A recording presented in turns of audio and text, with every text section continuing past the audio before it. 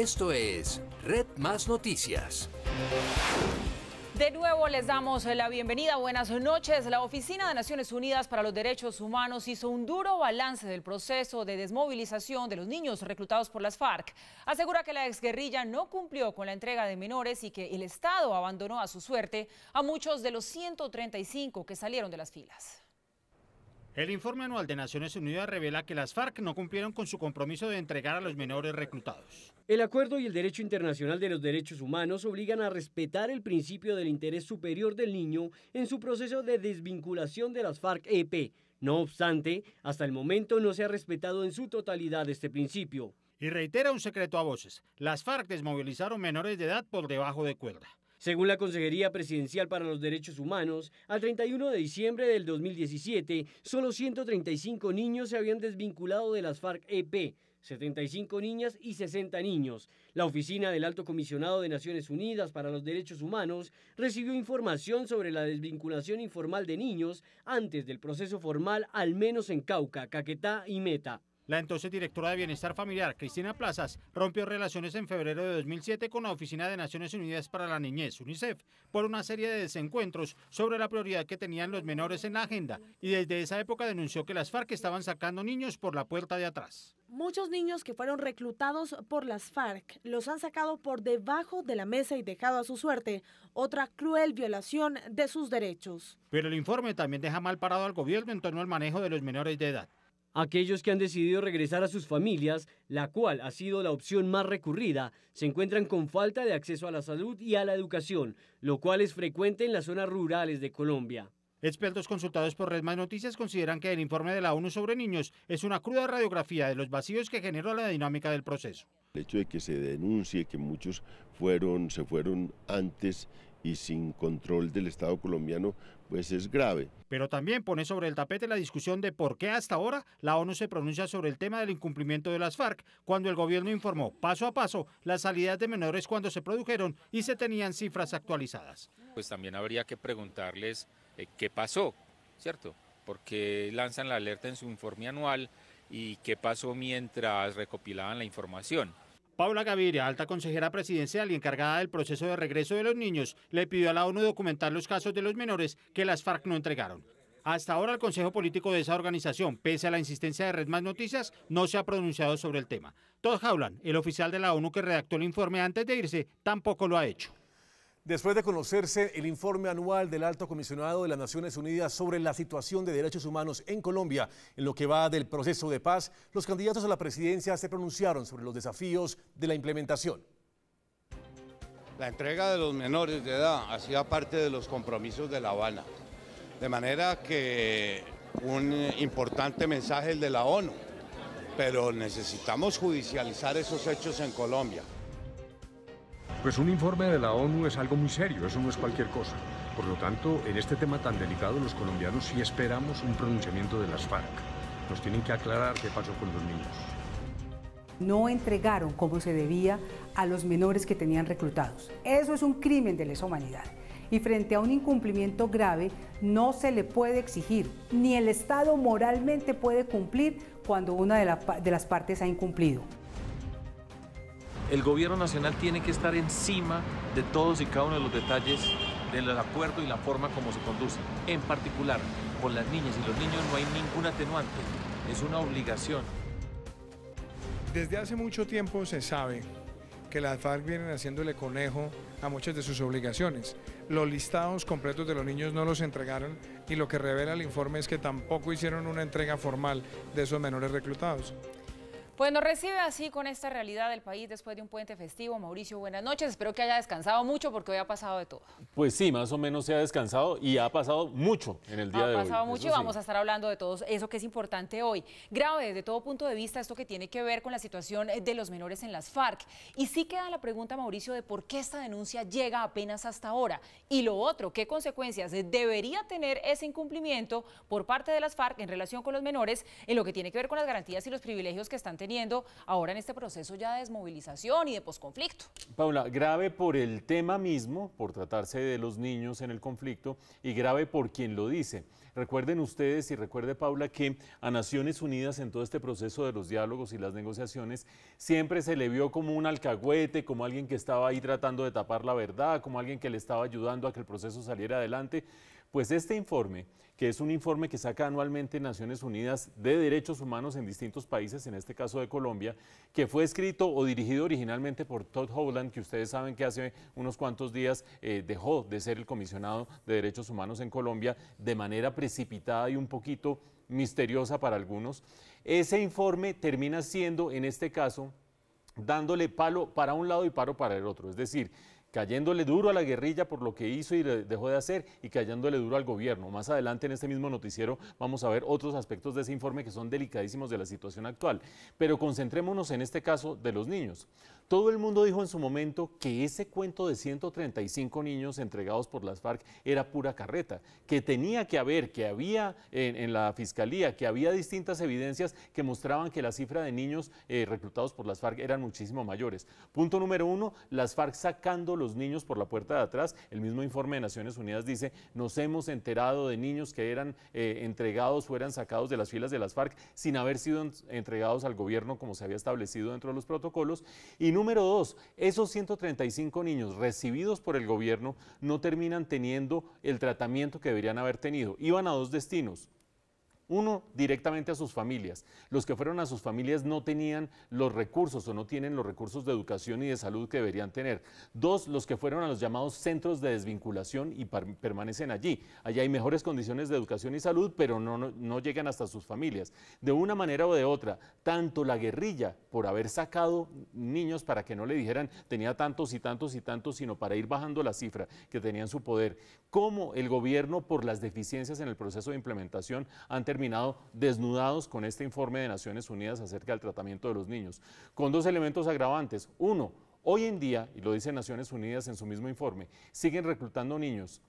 El ELN, las disidencias de las FARC, las BACRIM, es decir, todos los actores armados, como si no hubiera pasado nada en este país. Y número 2, ese punto que decían, ¿por qué sale justo ahora este informe? Pues sale justo ahora porque se presenta en la sesión número 37 de las sesiones anuales que tiene el Comité de Derechos Humanos de las Naciones Unidas. Por eso es que sale en este momento, no por una oportunidad política, insidia de nadie, ni nada parecido. Como lo dije hace un momento, en unos instantes vamos a ver más aspectos de este informe que se refieren a otros detalles de la implementación del acuerdo de paz. Por el momento, el tratamiento de una y otra parte con los niños, fatal. Y es que el tema, como usted lo dice, Mauricio, no termina allí. Un segundo aspecto que destaca el informe es que las denominadas zonas veredales no funcionaron como se esperaba. El documento confirma la revelación que en su momento hizo en exclusiva Red Más Noticias, en el sentido de que la contratación para la atención de los guerrilleros tenía serias inconsistencias. El informe hace severas críticas a la realidad que hoy viven los exguerrilleros en las que entonces se llamaban zonas veredales y hoy se denominan espacios territoriales de reincorporación y capacitación. Se observaron deficiencias como la falta de agua potable, saneamiento y viviendas habitables en las zonas veredales transitorias de normalización, donde se concentraron los combatientes para iniciar el proceso de desmovilización. Esta situación puede haber llevado a que algunos exmiembros de las FARC-EP abandonaran estos lugares. Esta apreciación confirma lo que la ONU ya había advertido en noviembre del año pasado, a través del jefe de la misión, Jean Arnaud, que la deserción era imparable pese a que el gobierno desmintió que el fenómeno fuera cierto.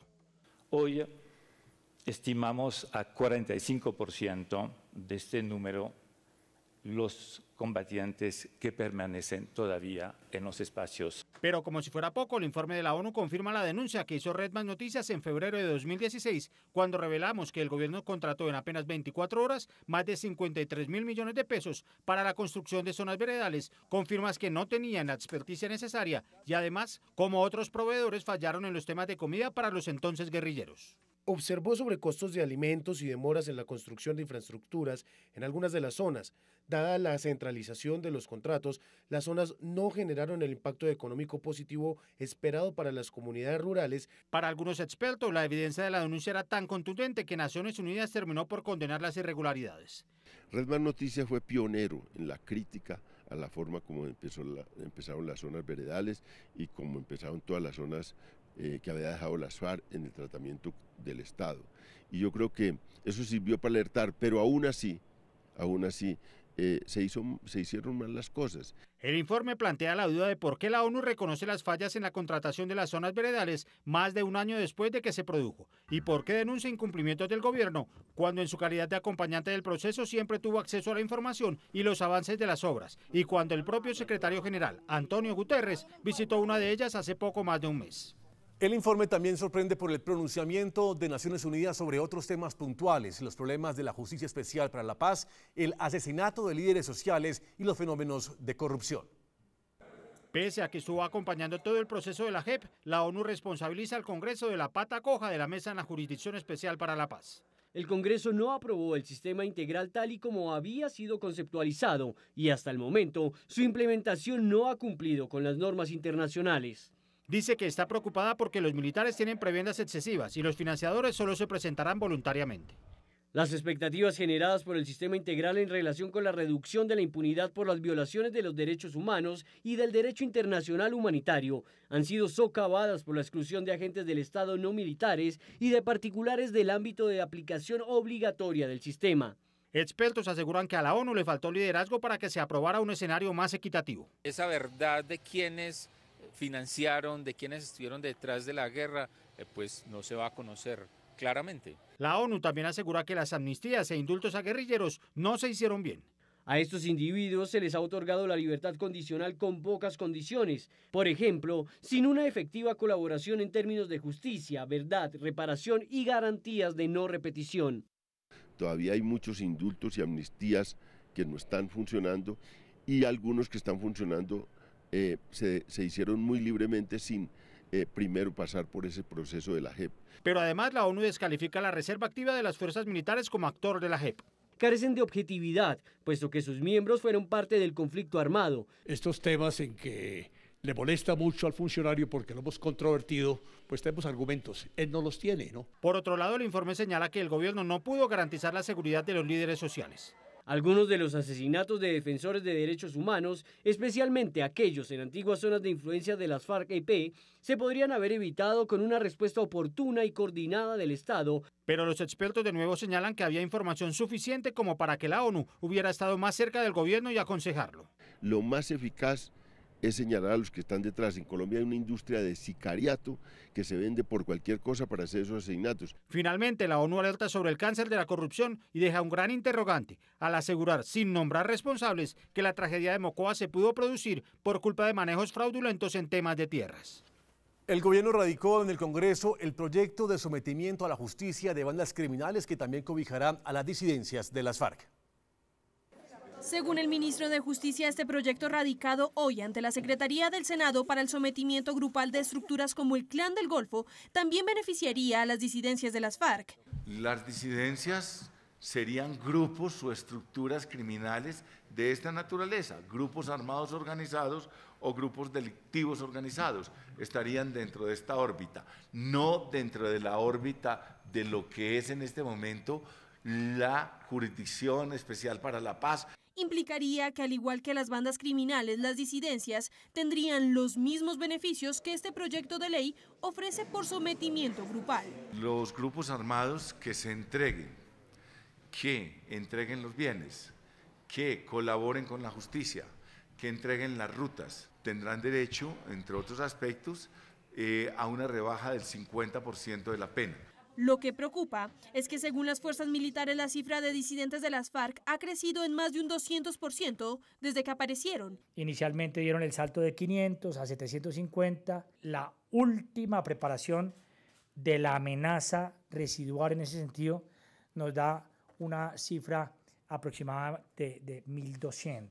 Estarían abandonando inclusive espacios de capacitación. Salieron de las zonas veredales o de las ETCRs y se fueron a meterse en estos grupos de bandidos. Se agrega siempre un nivel de reclutamiento. El ministro advirtió que hay algunos requisitos. Hay que entregar toda la estructura que permite la operación de una organización criminal, señalar los miembros de la autoridad que han contribuido, han sido cómplices de ellos. Se deberá aclarar cómo se determinará si se cumple o no con la condición de que la estructura criminal sea desarticulada en su totalidad, teniendo en cuenta que hay múltiples disidencias, cada una bajo el mando de un cabecilla independiente. Bueno, esto lo que estamos viendo, Mauricio, es que es un tema de lado y lado. Según el informe de la ONU, pues el gobierno tampoco cumplió en el tema de las zonas veredales. Esto favoreció que se diera muchísima deserción y hoy también nos damos cuenta cómo esos desertores terminaron nutriendo y alimentando las disidencias de las FARC. Le preguntaba yo ahora que por qué la ONU denunciaba apenas hasta este momento lo de los menores. Pues aquí tengo que preguntarle por qué la ONU no jugó un papel mucho más activo. Esto se denunció, lo denunciamos nosotros, los incumplimientos, bueno, y mil cosas más, y la ONU, ¿dónde estaba? Paula, es que en realidad la ONU no tiene tanto margen de maniobra como la gente piensa. Es decir, la ONU no puede llegar y decirle al gobierno, oiga, ejecute este presupuesto, métase a cogobernar de esta manera, organice esto de esta manera. A lo sumo puede sacar estos informes, hacer recomendaciones. Acuérdese usted y con que eso presionar un poco. Cada vez que salen los funcionarios de la ONU o que salían en meses pasados en los distintos medios de comunicación, todo el mundo decía, esos lagartos, esos metidos, esos no sé qué. La misma gente no los quería oír mucho.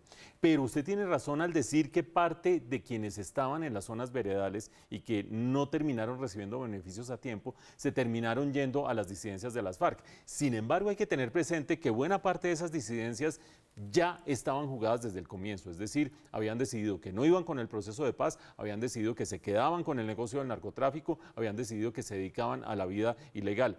Este proyecto que presentó el ministro de Justicia hoy es el mismo proyecto de sometimiento de bandas criminales que se había presentado el año pasado, ustedes lo recordarán y lo registramos en este noticiero, para ser tramitado por la vía Fast Track. No terminó pasando por allí, se vuelve a presentar ahora. Hay gente que dice, claro, es que le están dando gabelas para agarrar a las disidencias de las FARC y darles el mismo tratamiento de la Jurisdicción Especial para la Paz. No, señoras y señores, recuerden que este proyecto establece, sí, colaboración, sí, que digan la verdad, sí, que le ayuden a la justicia, sí, que entreguen los bienes y se les reduce en 50% la pena, pero esa pena consiste en privación efectiva de la libertad, no restricción efectiva de la libertad de esa figura que todavía no sabemos cómo se come, que quedó en la Jurisdicción Especial para la Paz. Por lo tanto, no llega a tener los beneficios, las gabelas, ni el mismo procedimiento de la Jurisdicción Especial para la Paz. Es un intento del gobierno de, sobre todo, agarrar bandas criminales que han declarado que quieren someterse a la justicia. Acuérdense ustedes que en este noticiero hemos hablado del clan Úsuga, 2.000 hombres mal contados que quieren someterse a la justicia y tener el instrumento para terminar vinculándolos, sometiéndolos a la justicia, metiéndolos con el 50% de la pena y quedándose con los bienes. Lo que uno no sabe es cómo terminará saliendo esto del Congreso, número uno, y número dos, si finalmente bandas criminales como el clan Úsuga aceptarán una clausulita que tiene este proyecto que dice no se les dará tratamiento político y por lo tanto no es un diálogo político con ellos, es solamente un sometimiento. Vamos a ver si eso funciona o no, pasarán los meses a ver si sale de esa licuadora impredecible que es el Congreso de la República. Hay alerta en norte de Santander por cuenta de los enfrentamientos entre el ELN y el EPL que ya completan una semana. Los lugareños dicen que hay más de una decena de heridos. Sin embargo, las autoridades aún no han logrado llegar hasta el sitio de los enfrentamientos. Los ojos de las autoridades en norte de Santander siguen puestos en la zona del Catatumbo, donde enfrentamientos entre el ELN y el EPL han generado una crisis humanitaria en municipios como Tiburama, El Carmen, San Calixto, El Tarra, Acarí, Tibú y Convención. Hemos estado articulando una serie de acciones tendientes a la protección de la población civil. Es un área en la que confluyen disidencias, ELN, EPL, Clan del Golfo, más frontera, es decir, dentro de las áreas rojas es el área que consideramos más difícil. Lo que más preocupa a la población es el número de muertos que habrían resultado de los enfrentamientos en la zona rural. Según la misma comunidad, serían docenas de cuerpos. Sin embargo, las autoridades no lo confirman por el difícil acceso al área. La semana pasada conocimos algunos enfrentamientos, no hemos tenido confirmación sino de aproximadamente unas 3 personas por muerte violenta. Genera preocupación a nosotros como autoridades el hecho que al día de hoy las clases están suspendidas en las diferentes instituciones en la región del Catatumbo. Según un informe de la Oficina de las Naciones Unidas para la Coordinación de Asuntos Humanitarios, se elevó una alerta en 7 municipios de norte de Santander, donde por lo menos 17.000 personas están siendo afectadas por los enfrentamientos entre estos grupos armados ilegales desde la semana pasada.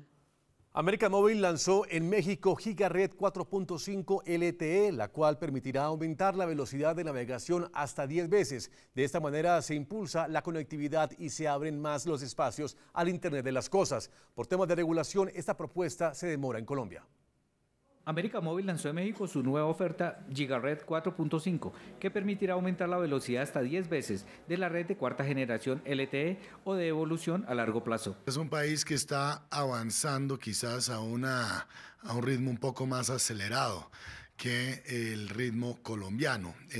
Allá desde hace quizás más de un año y medio, ya hubo la subasta de la banda de 700 MHz. Solo en México, a partir de ahora, 1 millón de usuarios de Telcel que tienen dispositivos compatibles podrán usar esta nueva red sin pago adicional. Se suma a las 3 redes que ya están en operación en Brasil, Austria y República Dominicana. Daniel Hash, CEO de América Móvil, dijo que en México se han invertido $8.000 millones en 4 años para la actualización y despliegue de infraestructura. Por eso, al final de este año se podrá contar con una velocidad 10 veces mayor en 76 ciudades. Hay tendencias tecnológicas y hay tecnologías que continuamente van desarrollándose, van adaptándose, pero pues en Colombia todavía estamos quizás con una brecha tecnológica que se está ampliando por falta de ciertas políticas públicas que son requeridas para que precisamente podamos avanzar en los siguientes pasos de desarrollo tecnológico. Carlos Slit David, presidente del Consejo de Administración de América Móvil, explicó que se busca impulsar la conectividad, detonar el Internet de las cosas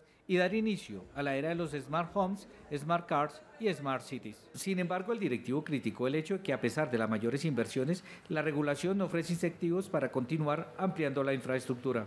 Insistió en que la legislación que obliga a bajar la participación del mercado para salir de la preponderancia desestimula la inversión. En Colombia el tema de la regulación también ha sido criticada de manera reiterada. La necesidad que hay de simplificar el marco normativo en el que los proveedores de tecnología y de comunicaciones se mueven. No se trata de regular al que viene por Internet, sino de regular lo más que se pueda al que ofrece los servicios a través de la plataforma tradicional. Seguimos estando sobreregulados en materia de telecomunicaciones. El caso colombiano definitivamente es uno de ellos. Así como el aplazamiento en la licitación para la adjudicación del espectro de 700 MHz, que frena el desarrollo tecnológico. El ministro Luna mencionó que ya sería hasta el 28 de mayo, si mal no recuerdo, el día después de llevarse a cabo la primera vuelta electoral presidencial, pues definitivamente ya los tiempos no dan para que en este gobierno vaya a haber asignación de la banda de 700 MHz, desafortunadamente. La inversión en el sector es una necesidad en un momento en el cual la tecnología aplicada a las áreas esenciales de la vida humana y el Internet de las cosas se consolida. Red Más Noticias hace parte de la oferta de América Móvil en Colombia. La Asociación Bancaria no cree que sea el momento para eliminar los 3 ceros al peso. Lo dice cuando el gobierno presenta el proyecto ante el Congreso de la República. Según el gremio, la iniciativa es poco eficiente y costosa por los desafíos operativos que implica. Incluso Asobancaria cree que sería un retroceso a la solidez y simplicidad del sistema de pagos. Algunos banqueros sostienen que es más importante enfocarse en el uso del efectivo. No le quitamos los 3 ceros, que es algo que de verdad traería unos costos adicionales en términos de divulgación, en términos de sensibilización, en términos de migración de base de datos, en términos de reedición de todos los precios de productos y servicios en el país. La policía de Bogotá ya identificó a los responsables de herir y de robarle la bicicleta al ciclista Óscar Sevilla. Videos de cámaras de seguridad son claves en esta investigación. Este hombre de mediana estatura y que portaba el casco de Óscar Sevilla es el principal sospechoso del ataque contra el ciclista colombo español.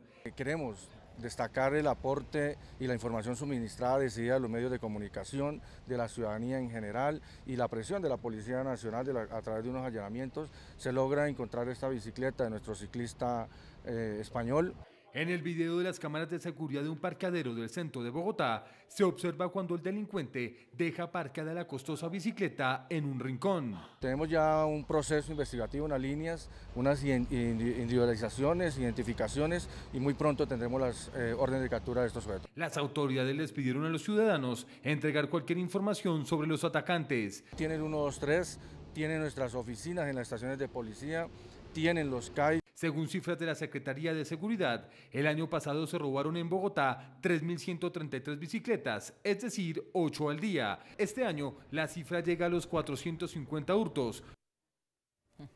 Pues muy triste, hay que decirlo, lo de Óscar Sevilla. Desde aquí, por supuesto, le mandamos toda nuestra buena energía para que se recupere pronto, pero las cifras, nos las contaba Fabián en la nota, son alarmantes de cómo está el robo de bicicletas en Bogotá. Y esto habla, Mauricio, de que aquí hay un negocio detrás, de reventa, de venta de autopartes, que es el que hay que atacar si se quiere romper esta cadena.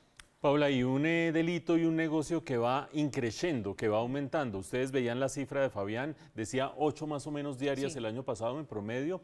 En el primer mes de este año, también lo vean en la nota, 450 bicicletas robadas en enero. Eso quiere decir más o menos 14. O sea, pasamos de 8 diarias a 14 diarias en el primer mes de este año. ¿Qué cosas pasan allí? Pasan varias cosas. Una de ellas, y que es común denominador de todos los delitos que se cometen en este país, o de la mayoría de los delitos que se cometen en este país, se consideran unos delitos de menor cuantía, el robarse una bicicleta. ¿Qué quiere decir eso? Que usted lo termina, tremenda cámara como la acabamos de ver, en el parqueadero, ve al tipo saliendo con ese caminado de poco atlético y termina llevándoselo capturado frente a un juez, y el juez termina sacándolo al día siguiente. Es decir, primer gran problema para que esto se repita. Pero segundo gran problema, a diferencia de los carros, donde hay un RUNT, un registro único de transporte, donde se sabe quién es el dueño de un carro, a quién se lo transfirió, quién tiene las multas encima, en bicicletas no existe algo parecido. ¿A ustedes les parecerá que es un chiste, un mal chiste el decir que debe haber un registro único de bicicletas en el país? Pero eso garantizaría que este señor no sale tan campante de ese parqueadero dejando su bicicleta ahí porque a partir de hoy es mía. Ojo que el Consejo de Bogotá, para la ciudad de Bogotá el año pasado, pasó un registro, pero es un registro voluntario. Con un registro voluntario uno no hace absolutamente nada porque la mayoría de la gente le va a dar pereza, no va a querer hacerlo y termina el universo de bicicletas no siendo adecuadamente inspeccionado y adecuadamente registrado. Por lo tanto, creo que hay medidas que tomar. La primera es el registro, pero la segunda, para este delito y para todos los demás, que se revierta un poquito esa medida, que se invierta en cárceles y se vuelva a eliminar aquella cosa según la cual no, es delito menor cuantía, salgamos de él. Y también la policía de Bogotá capturó al hombre de la tercera edad que tenía azotados a los clientes de varios restaurantes del norte de Bogotá. Aseguró que robaba porque no tenía nada que hacer. A sus 61 años, Elías Rivera tenía la estampa de un clásico cachaco bogotano. Nadie sospecharía que este hombre de finas maneras y elegantemente vestido pudiera convertirse en el hábil ladrón de carteras de mujer y maletines ejecutivos que aparece en los videos de cámaras de seguridad de más de una docena de restaurantes del norte de Bogotá. Esta persona, por sus características y como vestía, pues no despertaba ninguna sospecha, pero allí realmente la gente en su momento de partición dejaba a un lado sus elementos y esta persona los hurtaba. Su modus operandi era particular. Visitaba las terrazas de los más exclusivos cafés y sitios de la zona Hey del Parque de la 93. Fingía siempre hablar por celular, pero al mismo tiempo tenía lista la presa. Era sigiloso, parecía un viejo leopardo, se ayudaba hasta de los pies, utilizaba su chaqueta para esconder el botín y salir como si nada. El factor que utilizaba este señor es el factor oportunidad. Aquí queremos hacerle un llamado a toda la ciudadanía en general que no pierdan de vista sus objetos personales, igualmente que estemos atentos al entorno, quién se acerca. En otro video aparece en un lujoso restaurante, otra vez se tercia el blazer y acude a la falsa llamada. Su víctima de turno es la comensal de saco rojo. El leopardo de nuevo a la carga para esta vez llevarse en cuestión de segundos una cartera. Las imágenes de este hombre empezaron a viralizarse en las redes sociales. Incluso se le empezó a conocer con el mote del abuelito ladrón. Se hace un seguimiento y captura de esta persona y hoy se está poniendo a disposición de la Fiscalía General de la Nación. Este cachaco con seria tendencia a la cleptomanía no solo sorprendió por sus descarados hurtos, sino por la explicación que le entregó a las autoridades. No, lo que manifiesta simple y llanamente es que se dedicaba a ello porque necesitaba y porque realmente no tenía otra cosa más que hacer. Ahora, Elías Rivera pasará de vestir saco y corbata para lucir el traje propio de las cárceles.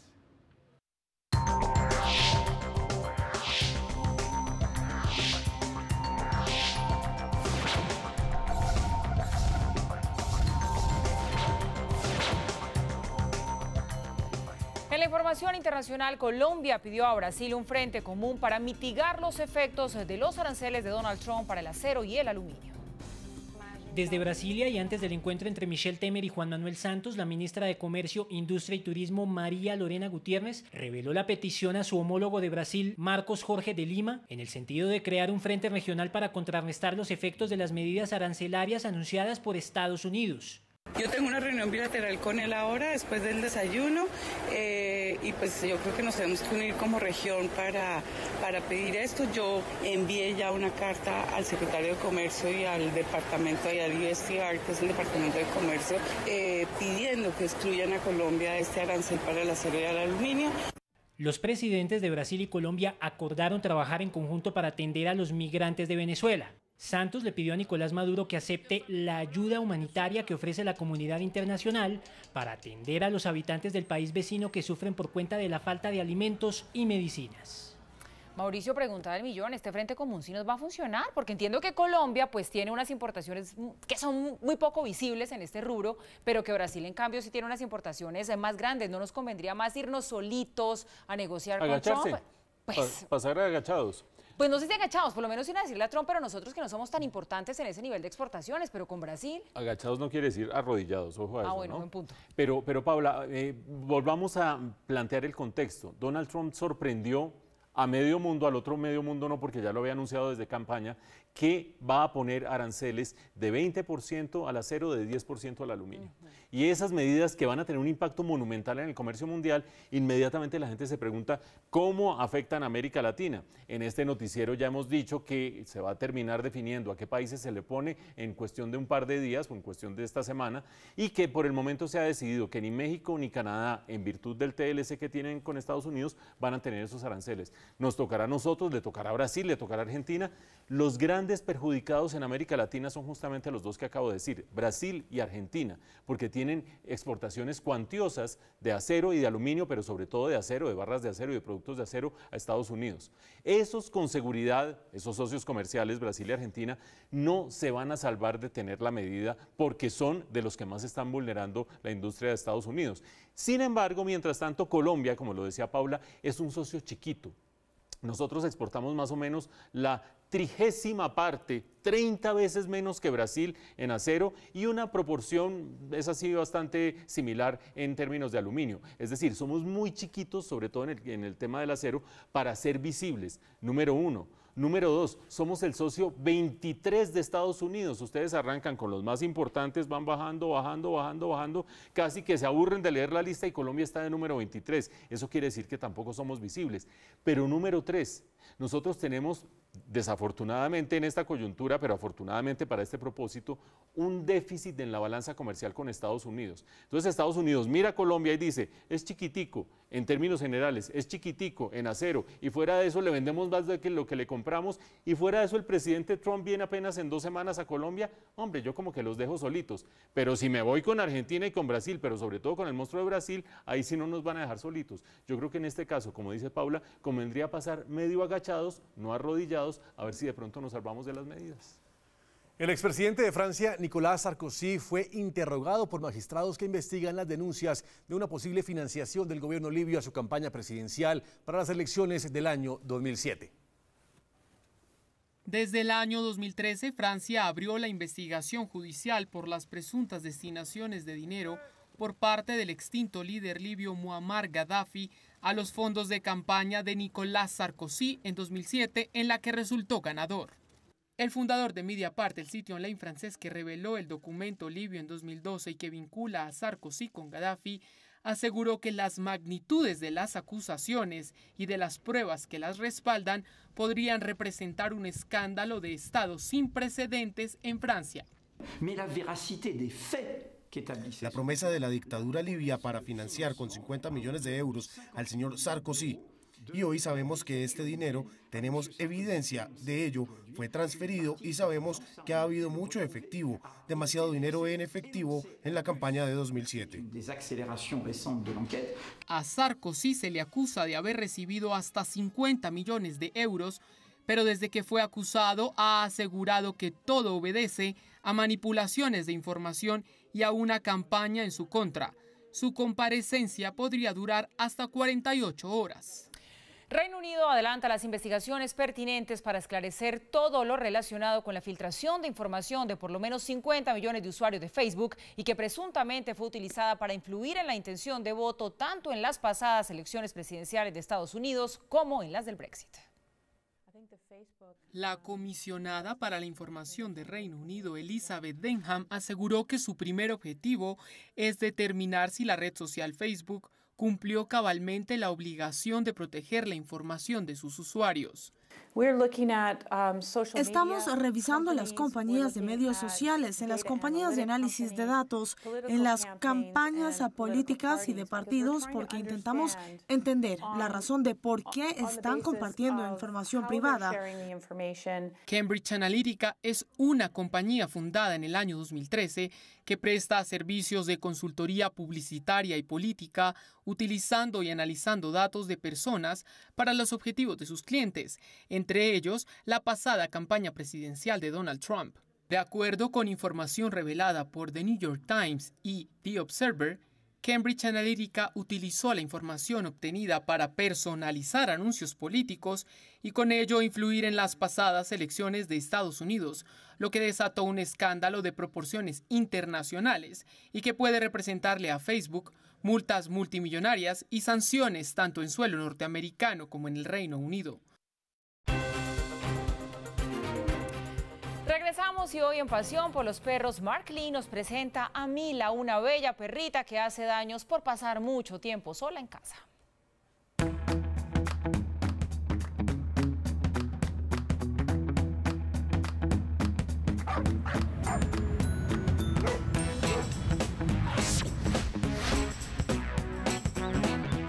Hoy tengo un caso bien especial, cómo ayudarle a su amo de Mila a organizar una rutina correcta dentro del poco tiempo de su dueño y el poco tiempo de la mascota.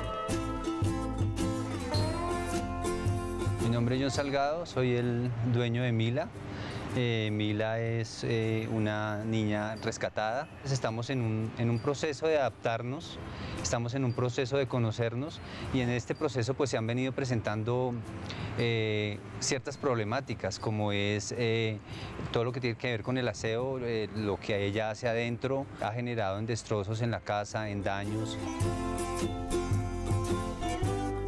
Uno de los problemas más grandes que tenemos cuando tomamos la decisión de adoptar o de tener o de comprar una mascota es que se nos olvida realmente evaluar y priorizar cuáles son las necesidades de ellos y cuáles son nuestras posibilidades frente a esas necesidades.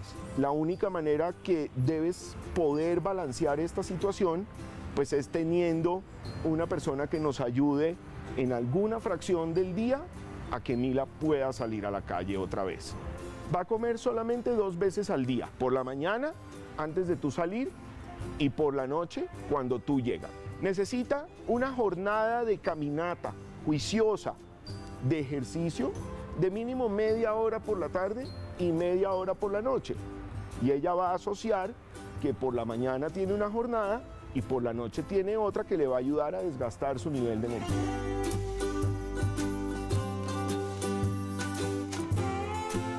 Mila está divina, su comportamiento es impecable y realmente lo único que necesita es una rutina bien organizada. Por eso si ustedes necesitan ayuda, solamente necesito que me escriban pasionporlosperros@redmasnoticias.com. Yo tengo pasión por los perros.